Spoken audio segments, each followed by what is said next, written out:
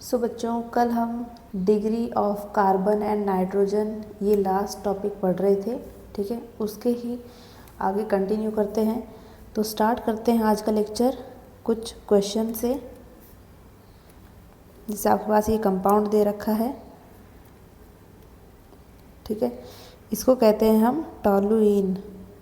इसका नाम है कि बेंजीन रिंग पे अगर CH3 ग्रुप है तो उसको हम क्या बोलते हैं, टॉलुइन। ठीक है, तो इसमें आपको बताना है 1 डिग्री कार्बन, 2 डिग्री कार्बन और 3 डिग्री कार्बन, और इसके साथ साथ 1 डिग्री हाइड्रोजन, 2 डिग्री हाइड्रोजन और 3 डिग्री हाइड्रोजन, ये भी आपको बताना है। Okay,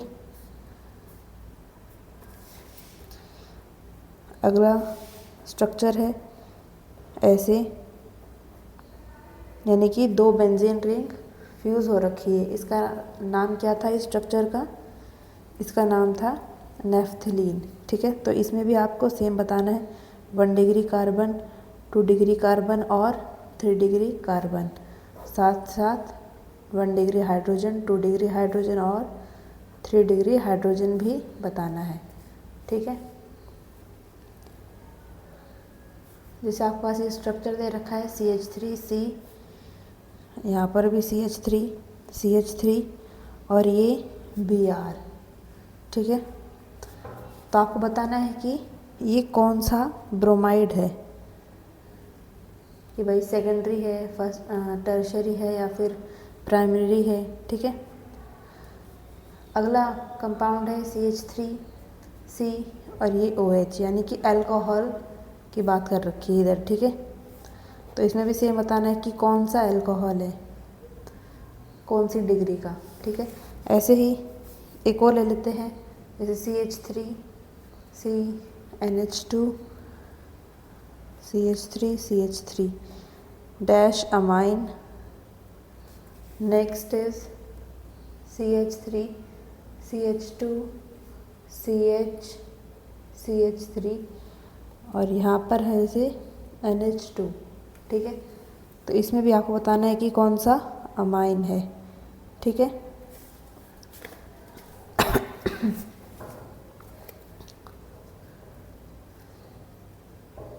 find degree of following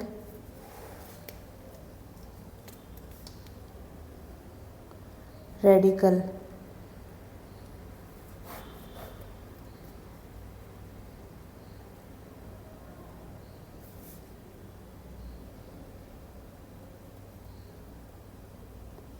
तो इसमें ये जो पार्ट है ना, ये रेडिकल होता है, और ये जो बॉन्ड ये बना रखा है हमने, इसे यहाँ पर डैश बना रखा है, ये कि इसका मतलब क्या है कि ये आगे किसी भी चेन से जुड़ा हुआ है। ठीक है, ये आगे किसी भी चेन से जुड़ा हुआ है, लेकिन ये क्या है पर्टिकुलर, ये रेडिकल है। ठीक है, ऐसे ही 2 और ले लेते हैं, जैसे कि CH2 double bond CH and C6H5 और ये। ठीक है,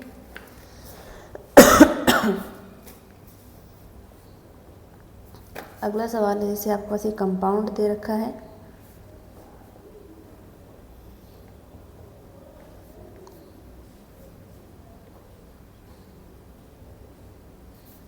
और इधर OCH3 है जैसे, और यहाँ पर CH2 है, सॉरी CH3 आएगा इधर।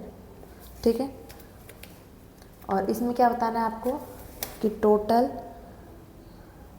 सेकेंडरी कार्बन कितने हैं और टोटल टर्शरी हाइड्रोजन कितने हैं। ठीक है, तो इन सब को आप सॉल्व करो खुद से, उसके बाद आंसर मैच करना। ठीक है,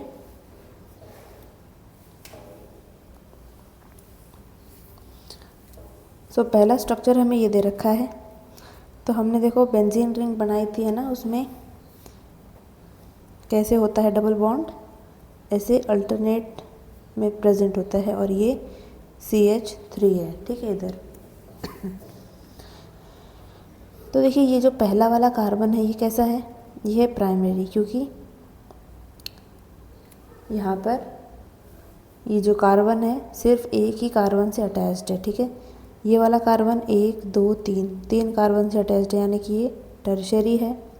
ये वाला देखो 1 2 सेकेंडरी है ये 1 2 सेकेंडरी है, ये वाला भी सेकेंडरी है, ये वाला भी सेकेंडरी है और ये वाला भी सेकेंडरी है। ठीक है, सो प्राइमरी कार्बन कितने हैं 1, सेकेंडरी कार्बन कितने हैं देखो 4 और ये 5।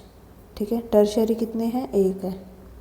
ठीक है, तो मैंने बताया था आपको कि जो प्राइमरी कार्बन होता है उसमें कितने हाइड्रोजन होते हैं 3 होते हैं। ठीक है, और एक सेकेंडरी कार्बन में कितने हाइड्रोजन होते हैं 2 होते हैं।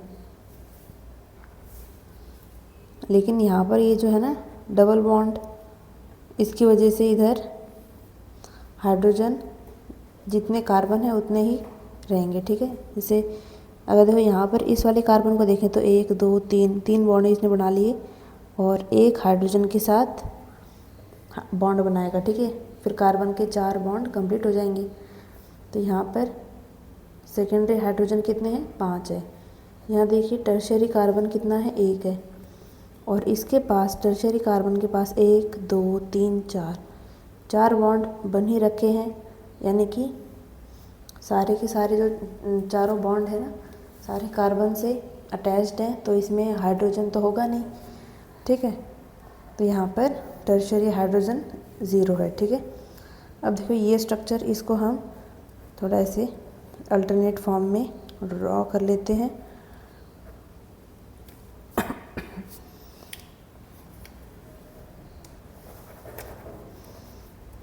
इसको थोड़ा सही से ऐसे ड्रॉ करते हैं। ठीक है,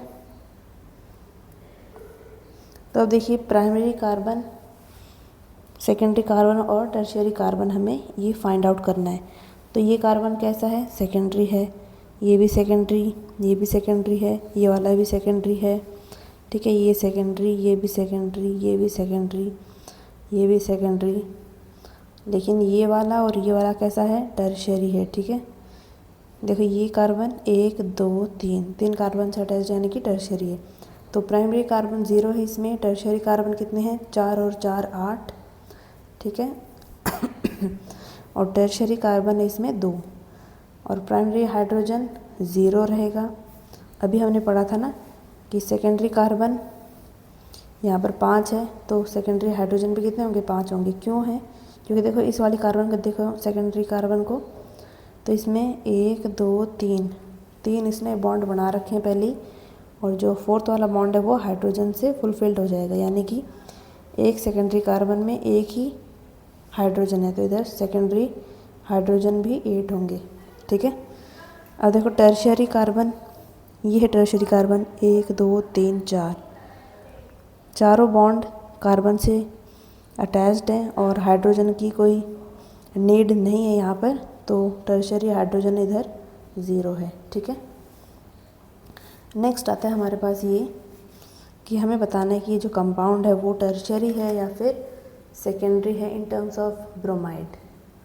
ठीक है, तो हम ब्रोमीन को देखेंगे और ब्रोमीन के साथ जो अटैच्ड कार्बन है उसको देखेंगे। ठीक है, तो ये कार्बन की क्या डिग्री है 1 2 3, यानी कि ये एक कार्बन 1 2 3 कार्बन से अटैच्ड है, यानी कि इस कार्बन की डिग्री क्या है 3 डिग्री।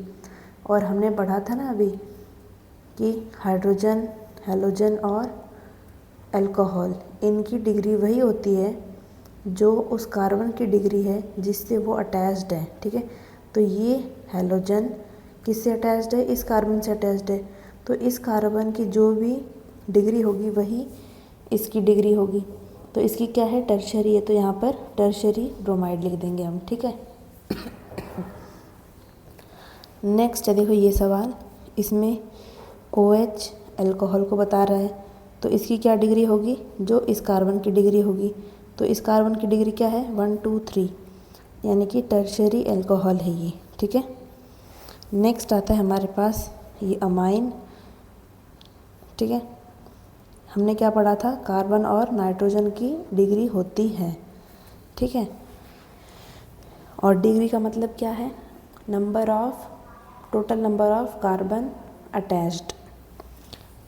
तो यहाँ पर नाइट्रोजन से कितने कार्बन अटैच्ड हैं 1 अटैच्ड है। ठीक है, और ये वाला बाकियों से अटैच्ड है। लेकिन हमें क्या निकालना है कि नाइट्रोजन से कितने कार्बन अटैच्ड है। तो नाइट्रोजन से तो बस एक ही अटैच्ड है ना, ये वाला, तो एक है, तो ये प्राइमरी अमीन होगा। ठीक है, अब यहाँ देखो, यहाँ पर ये नाइट्रोजन है। ठीक है, नाइट्रोजन के साथ कितने कार्बन अटैच्ड है, एक कार्बन अटैच्ड है, तो यहाँ पर भी प्राइमरी अमीन होगा। ठीक है,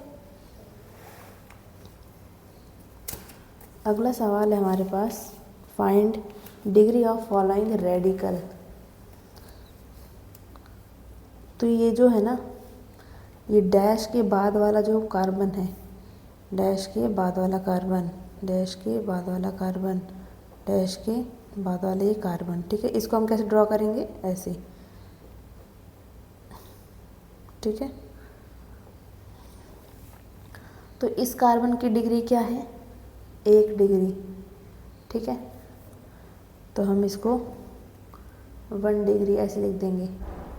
और ये क्या है, 2 कार्बन अटैच्ड है ना इसमें, मतलब इस रेडिकल में 2 कार्बन है, और 2 कार्बन के लिए हम वर्ड यूज़ करते हैं इथाइल। सो ये इथाइल रेडिकल है। ठीक है, नेक्स्ट आता है हमारे पास ये रेडिकल। तो इस डैश के बाद ये वाला कार्बन है, और ये वाला कार्बन 1 और ये 2 कार्बन से अटैच्ड है, यानी कि इसकी डिग्री क्या होगी, 2 डिग्री। ठीक है, और ये होता है आइसोप्रोपाइल रेडिकल। आइसोप्रोपाइल वर्ड हम कब यूज़ करते हैं, जब सेकंड लास्ट कार्बन, ये वाला लास्ट है, ये सेकंड लास्ट है। ठीक है, तो जब सेकंड लास्ट कार्बन पर CH3 ग्रुप अटैच्ड है, तो उसको हम क्या बोलते हैं, आइसो। ठीक है, और यहाँ पर टोटल 3 कार्बन है, तो 3 कार्बन के लिए हम वर्ड यूज़ करते हैं प्रोप, और ये है रेडिकल, तो इसलिए हमने इसका नाम लिख दिया है आइसोप्रोपाइल रेडिकल। समझ गए आप, आइसो क्या है, आइसो का मतलब होता है कि सेकंड लास्ट कार्बन पर एक मिथाइल ग्रुप अटैच्ड है। ठीक है, नेक्स्ट आता है हमारे पास ये। अब देखो, ये वाला कार्बन है, ये कितने कार्बन से अटैच्ड है, 1 से अटैच्ड है, तो इसकी डिग्री क्या होगी, 1 डिग्री। अब यहाँ देखो, ये वाली डैश है। ठीक है, और उसके बाद ये कार्बन आता है, तो ये कार्बन कितने कार्बन से अटैच्ड है, 1 और ये 2, यानी कि ये सेकेंडरी रेडिकल है। ठीक है, नेक्स्ट आता है हमारे पास ये कंपाउंड। तो इस कंपाउंड में हमें बताना है कि total number of secondary carbon कितने हैं और total number of tertiary hydrogen कितने हैं। ठीक है, तो पहले तो ये इस कार्बन को देखो, ये कैसा है, 1 डिग्री, ये कैसा है, 1 2 3, ये टर्शियरी है, ये सेकेंडरी, ये सेकेंडरी, ये वाला 1 2 कार्बन से अटैच है, तो ये सेकेंडरी है। ठीक है, ये वाला प्राइमरी, इस वाले कार्बन को देखो 1 2, यानी कि ये टर्शियरी है। अब नाइट्रोजन को नहीं गिनेंगे। ठीक है, कि ये वाला कार्बन 1 2 3 जगह जुड़ा हुआ है, तो ऐसे नहीं देखेंगे, हम सिर्फ कार्बन को देखेंगे। ठीक है, तो ये वाला जो कार्बन है, ये कितने कार्बन से अटैच्ड है, 1 और ये 2 कार्बन से अटैच्ड है, तो ये 2 डिग्री कार्बन है। ठीक है, यहाँ देखो 1 2 3, तो ये भी टर्शियरी है। इसको देखते हैं, 1 2 3, टर्शियरी है ये भी। इस वाले को देखो तो 1 से अटैच्ड है, तो ये प्राइमरी है। ठीक है, इसको देखिए 1 2 टर्शियरी, ये 1 से अटैच्ड है, तो ये प्राइमरी। ठीक है, अब देखा जाए तो ये जो नाइट्रोजन है, नाइट्रोजन की क्या डिग्री होगी, तो नाइट्रोजन कितने कार्बन से अटैच्ड है, 1 और ये 2, तो ये है 2 डिग्री। ठीक है, नाइट्रोजन की। तो total number of 2 degree carbon कितने हो गए, 1 2 3 4 5 6। ठीक है, और टोटल टर्शियरी हाइड्रोजन कितने हैं, देखो 1 2 3, और ये 4th वाला हाइड्रोजन के साथ बनेगा बॉन्ड, 1 2 3, ये हाइड्रोजन के साथ बनेगा एक बॉन्ड, इधर 1 2 3, ये हाइड्रोजन के साथ बनेगा एक बॉन्ड। ठीक है, यानी कि टोटल टर्शियरी हाइड्रोजन कितने हमारे पास, 3 है। ठीक है, आई होप आपको अच्छे से समझ में आया होगा ये जो भी क्वेश्चन हमने अभी सॉल्व करे हैं, तो इनको आप नोट कर लो। तो अब हम करेंगे क्लासिफिकेशन ऑफ ऑर्गेनिक कंपाउंड।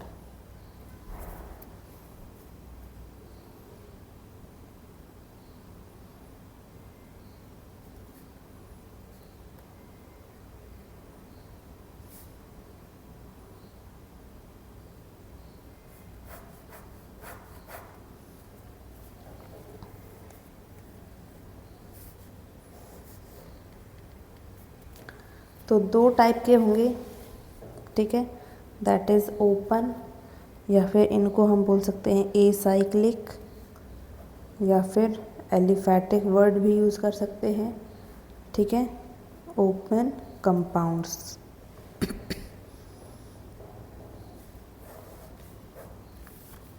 और दूसरी कैटेगरी होती है इसमें क्लोज्ड, या फिर रिंग और साइक्लिक कंपाउंड्स।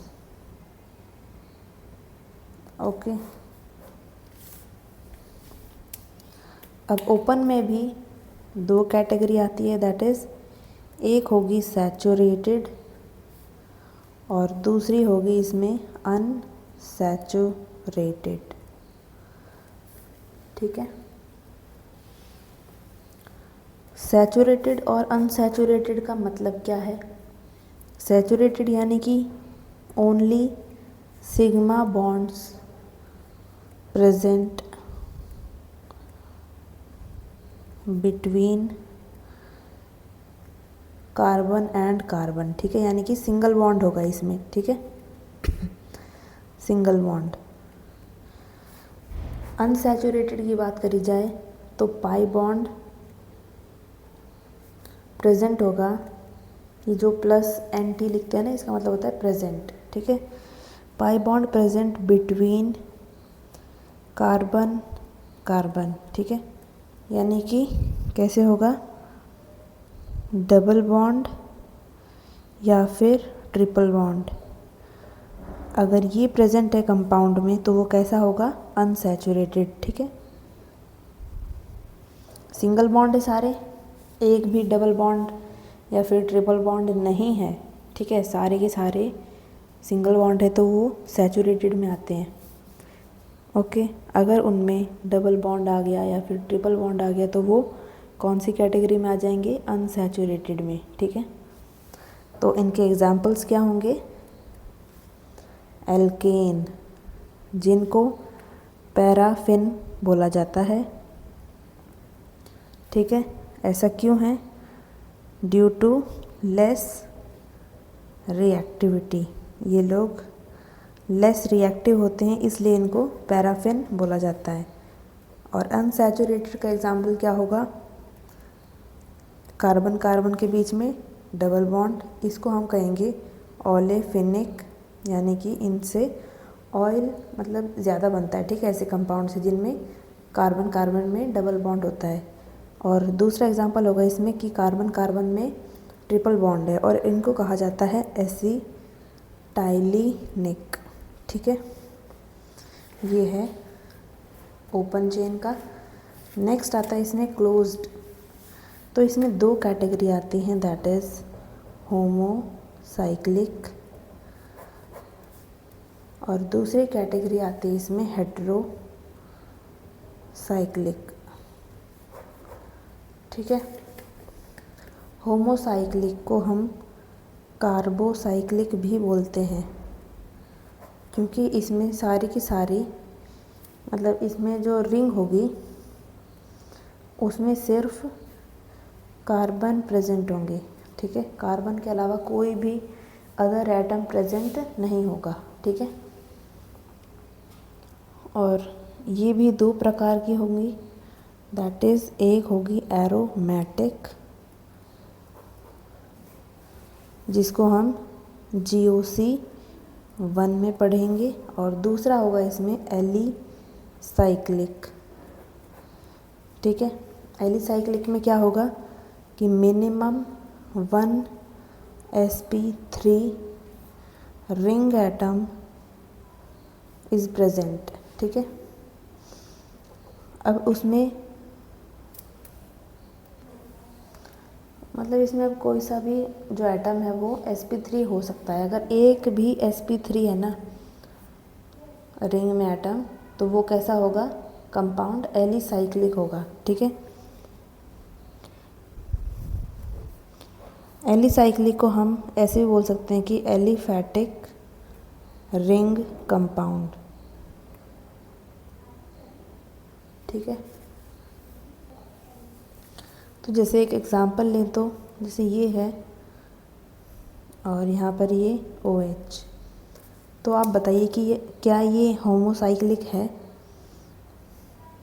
होमोसाइक्लिक मतलब सारे एटम एक ही चीज़ के बने हुए हों। ठीक है, ऐसा नहीं कि कोई भाई नाइट्रोजन आ रहा है, कोई ऑक्सीजन आ रहा है, कोई क्लोरीन आ रही है, एल्यूमिनियम आ रही है, ऐसे कोई। ठीक है, ऐसा नहीं होगा। अगर कार्बन है तो कार्बन नहीं रहेंगे सारे। ठीक है, इसका मतलब ये होता है होमोसाइक्लिक में। और इसको हम क्या बोल रहे हैं, कार्बोसाइक्लिक नाम दे रहे हैं। यानी कि साइकिल में जो भी रिंग है हमारी, उसके अंदर सारे एटम क्या होंगे, कार्बन ही होंगे। ठीक है, उसके अलावा कोई भी एटम नहीं होगा। तो ये जो कंपाउंड मैंने बनाया है ना, ये कैसा है, होमोसाइक्लिक है। क्यों है ऐसा, क्योंकि हमें सिर्फ साइकिल को ऑब्जर्व करना है। ठीक है, इस रिंग को, कि इस रिंग में क्या सारे कार्बन है, तो यस सारे कार्बन है, तो ये होमोसाइक्लिक होगा। ये जो OH है ना, ये तो बाहर है, रिंग के बाहर। ठीक है, तो उससे कोई इम्पैक्ट नहीं पड़ेगा। नेक्स्ट आते देखो हेट्रोसाइक्लिक। हेट्रोसाइक्लिक में भी दो कैटेगरीज होती हैं, that is aromatic and alicyclic. ठीक है, तो इसको आप नोट करो, इस पूरी क्लासिफिकेशन को। तो देखो जो स्टार्टिंग थी ना पहले क्लासिफिकेशन की, उस टाइम पे दो कैटेगरीज बनाई गई थी। ठीक है, एक कैटेगरी थी जिसमें स्टेबल कंपाउंड्स थे और दूसरी कैटेगरी थी जिसमें अनस्टेबल कंपाउंड्स थे। ठीक है, स्टेबल वाले में रख दिया एरोमेटिक को और अनस्टेबल में रख दिया एलिफैटिक को। ठीक है, फर्दर आगे जाके एलिफैटिक की दो कैटेगरी बन गई, that is aliphatic closed ring. ठीक है, और दूसरी बन गई एलिफैटिक ओपन चेन। ठीक है, और ये जो है ना एलिफैटिक क्लोज्ड रिंग, इसी को हम कहते हैं एलिसाइक्लिक। ठीक है, तो ये है, तो इसको आप नोट कर लो।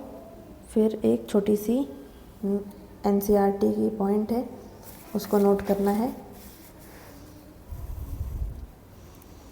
नोट डालकर लिखिए इस पॉइंट को, that is alicyclic compound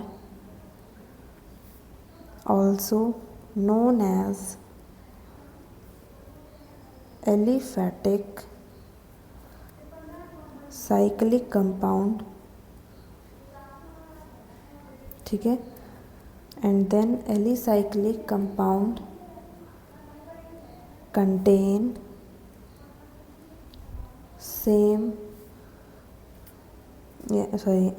contain some similar properties of aliphatic open compound. ठीक है, तो आप ये समझ ही गए हैं ना कि जो एलिफैटिक ओपन कंपाउंड है वो कैसे होंगे, ऐसे सीधे उनकी चेन बन रही होगी। ठीक है, और जो एलिफैटिक क्लोज्ड कंपाउंड है वो कैसे होंगे, क्लोज्ड होंगे, रिंग में होंगे, लेकिन उनके अंदर एट लीस्ट एक sp3 एटम ज़रूर होना चाहिए, तभी वो एलिफैटिक की कैटेगरी में माना जाएगा, ठीक है, यानी कि एलिसाइक्लिक माना जाएगा। ओके, तो अभी कुछ सवाल देख लेते हैं जिससे आपको ये क्लासिफिकेशन और अच्छे से समझ में आ जाए। तो पहले आपको आइडेंटिफाई करना है सैचुरेटेड एंड अनसैचुरेटेड, ठीक है।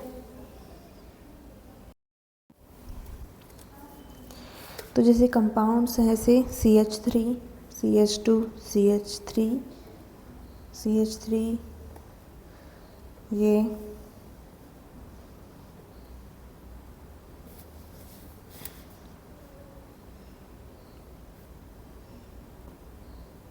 आपके पास कंपाउंड्स हैं। अब आपको बताना है कि ये सैचुरेटेड है या फिर अनसैचुरेटेड है, ठीक है। अगला सवाल है, इसमें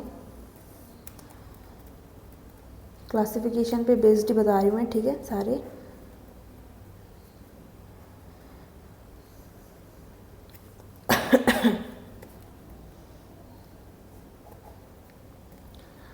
तो इसमें आपको बताना है टोटल डबल बॉन्ड कितने हैं, ठीक है, टोटल ट्रिपल बॉन्ड कितने हैं, और ओलेफिनिक कितने हैं, और एसिटाइलिनिक कितने हैं, ठीक है। ये आपको इसमें फाइंड आउट करना है।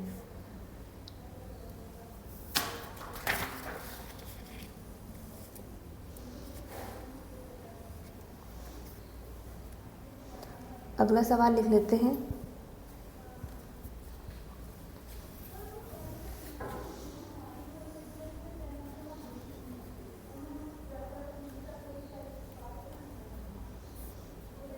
जैसे कुछ आपको कंपाउंड्स दे रखे हैं, ठीक है।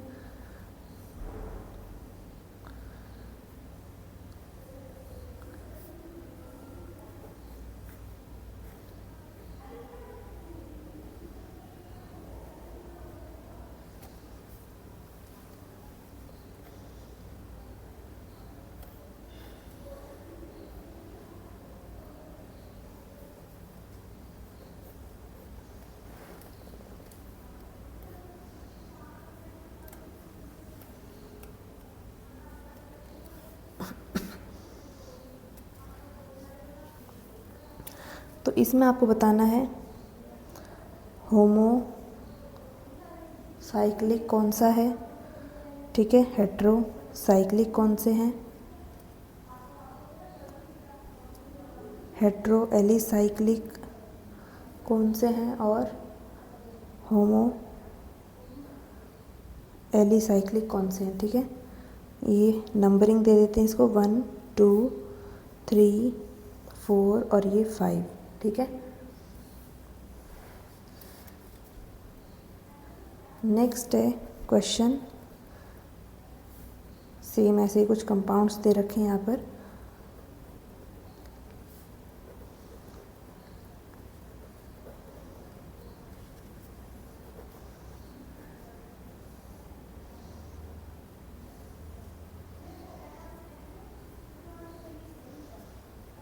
तो इसमें आपको बताना है कि बेंजोइड स्ट्रक्चर कौन सा है, फ्यूज्ड बेंजोइड कौन सा है, और नॉन बेंजोइड कौन सा स्ट्रक्चर है, ठीक है। और आज का लास्ट एंड फाइनल सवाल, हमें फाइंड करना है इसमें total number of hetero atoms.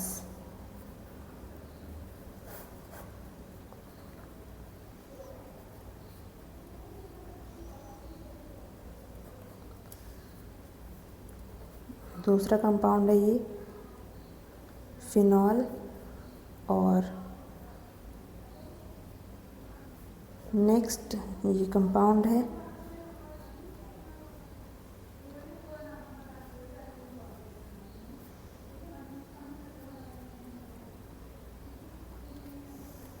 ठीक है। चलो एक सवाल और ले लेते हैं साथ में। कि हमें फाइंड करना है इसमें कि सिंपल एंड मिक्स्ड ईथर कौन कौन से हैं। ठीक है,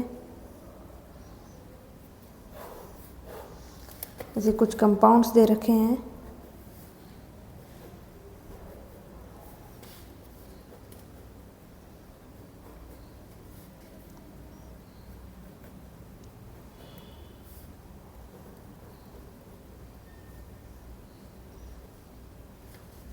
ठीक है, इनको आप सॉल्व करो अब।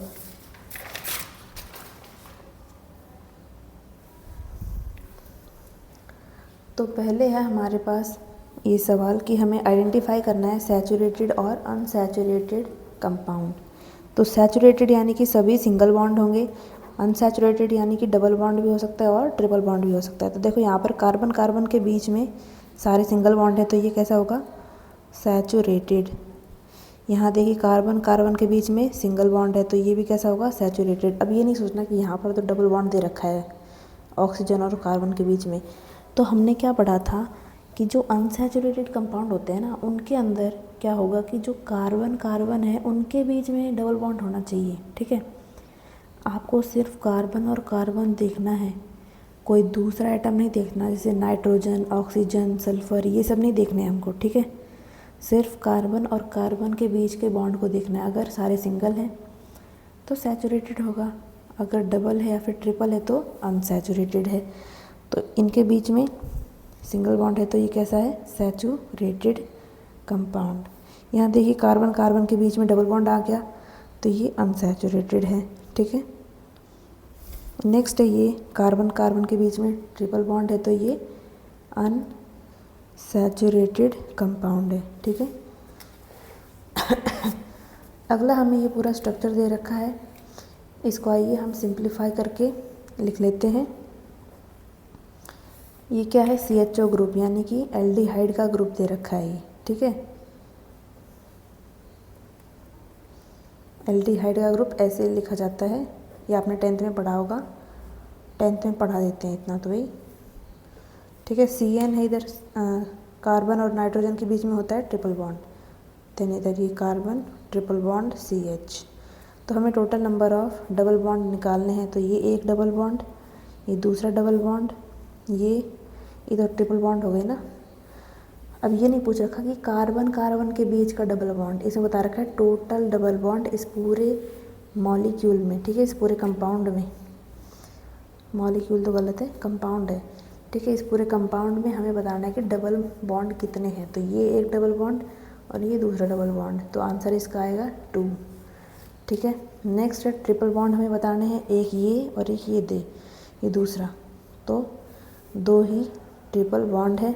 ओलेफिनिक क्या था, ओलेफिनिक मतलब डबल बॉन्ड कार्बन कार्बन के बीच में, और एसिटाइलिनिक क्या था, कार्बन कार्बन के बीच में ट्रिपल बॉन्ड। ठीक है, तो यहाँ ऊपर तो क्या पूछा है, टोटल डबल बॉन्ड, तो वो कार्बन और ऑक्सीजन के बीच में भी हो सकता है। ठीक है, लेकिन ओलेफिनिक क्या होगा कि कार्बन कार्बन के बीच में डबल बॉन्ड होगा, तो यहाँ पर एक ही ऐसा डबल बॉन्ड है जो कि कार्बन कार्बन के बीच में, तो इसका आंसर आ जाएगा 1।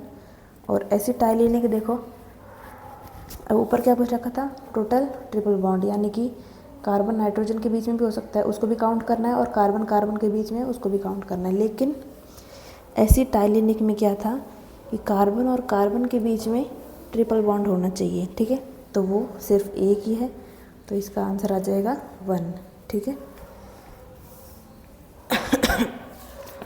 नेक्स्ट है आपके पास सवाल ये, तो ऐसे हमें कुछ कंपाउंड्स दे रखे हैं और हमें आइडेंटिफाई करना है कि होमोसाइक्लिक इनमें से कौन सा है। ठीक है, होमोसाइक्लिक यानी कि सारे जो रिंग मेंबर्स हैं, मतलब रिंग में जितने भी एटम्स प्रेजेंट है वो सारे एक ही होने चाहिए। ठीक है, देखो पहले में सारे कार्बन है। ठीक है, तो पहला आ जाएगा इसमें देखो एक नाइट्रोजन आ गया बीच में, तो ये नहीं होगा। इसमें भी नाइट्रोजन आ गया, इसमें भी नाइट्रोजन आ गया रिंग के बीच में, तो ये भी नहीं होगा। 5th वाले में देखा जाए तो सारे कार्बन हैं, तो ये 1 और 5th आएंगे होमोसाइक्लिक की कैटेगरी में। नेक्स्ट है हेट्रोसाइक्लिक। हेट्रोसाइक्लिक यानी कि रिंग में कोई दूसरा एटम भी आ सकता है। तो उसमें 1 2 3 ये होंगे, 2 3 4, क्योंकि इनमें नाइट्रोजन है इनकी रिंग में बीच में, ठीक है, इसलिए ये हेट्रोसाइक्लिक है। अगला आता है हेट्रो एलिसाइक्लिक। एलिसाइक्लिक हमने क्या पढ़ा था कि एटलीस्ट एक sp3 एटम प्रेजेंट होना चाहिए, ठीक है। और यहाँ पर क्या पूछ रखा है, हेट्रो, यानी कि हेट्रो 1 2 3 इनमें से हमें देखना है, ठीक है, कि कौन सा एलिसाइक्लिक है। तो इसमें तो देखो सारे के सारे sp2 हैं, ठीक है, तो ये तो होगा नहीं। यहाँ पर क्या है, ये इसके पास नाइट्रोजन के पास ये एक लोन पेयर है और वो कॉन्जुगेशन में जाएगा, तो कॉन्जुगेशन में जाएगा तो ये sp3 नहीं होगा, ठीक है, ये हो जाएगा sp2, तो ये भी इंक्लूड नहीं होगा, ठीक है। इसमें भी सारे के सारे कैसे हैं, all are sp2 including nitrogen. लेकिन इसके अंदर देखो ये वाला कार्बन, ये कार्बन, ये कार्बन, ये कार्बन, ये कार्बन, ये सब कैसे हैं, sp3 हैं। तो इसको अगर स्ट्रक्चर को सही बनाया जाए तो हम इसको ऐसे लिख सकते हैं, यहाँ पर डबल बॉन्ड बना देते हैं, ठीक है। तो अब देखो ये वाला कार्बन और ये वाला कार्बन कैसे हैं, sp3 हैं, ठीक है। तो sp3 अगर कार्बन आ गया है, इसमें sp3 एटम है और ये हेट्रोसाइक्लिक भी है, तो ये कौन सी कैटेगरी में आएगा, हेट्रो एलिसाइक्लिक। तो इसमें आ जाएगा आपका 4th वाला, ठीक है। इसमें देखो सारे sp2 हैं, ऑल आर sp2, इसमें सेम ऑल आर sp2। और ये वाला जो कंपाउंड है ना, इसको हम कहते हैं पाइरिडीन, इसका नाम है पाइरिडीन, ठीक है। इस वाले कंपाउंड का नाम क्या है, पाइरोल। इसको आपको ऐसे याद करना है, ठीक है, पूछे जाते हैं ऐसे सवाल। तो इसमें जो लोन पेयर है ना, लोन पेयर रेजोनेंस में जा रहा है ये, तो यहाँ पर भी सारे sp2 हैं इंक्लूडिंग नाइट्रोजन। लेकिन यहाँ पर क्या है कि ये वाला कार्बन और ये वाला कार्बन कैसा है, sp3 है, ठीक है ना, यहाँ पर कोई भी कॉन्जुगेशन हो रहा है, तो ये किस कैटेगरी में आ जाएगा, हेट्रो एलिसाइक्लिक में, ठीक है। यानी कि ये तो एलिसाइक्लिक है ही नहीं, ये एलिसाइक्लिक है लेकिन ये हेट्रो वाली कैटेगरी में आएगा। अब नेक्स्ट आता है होमो एलिसाइक्लिक। होमो मतलब सारी जो एटम है, सारे एटम रिंग के सारे सेम होने चाहिए। तो होमोसाइक्लिक में एक तो फर्स्ट आ रहा है और एक 5th आ रहा है, ठीक है। तो फर्स्ट वाले में तो सारे sp2 हैं, यानी कि ये एलिसाइक्लिक नहीं होगा। तो हम 5th वाले को देख लेते हैं एक बार। तो 5th वाले में एक ये कार्बन और एक ये कार्बन, ये कैसे हैं, sp3 हैं, ठीक है, sp3 है, यानी कि एलिसाइक्लिक होंगे। तो इस कैटेगरी में आ जाएगा आपका 5th वाला, ठीक है।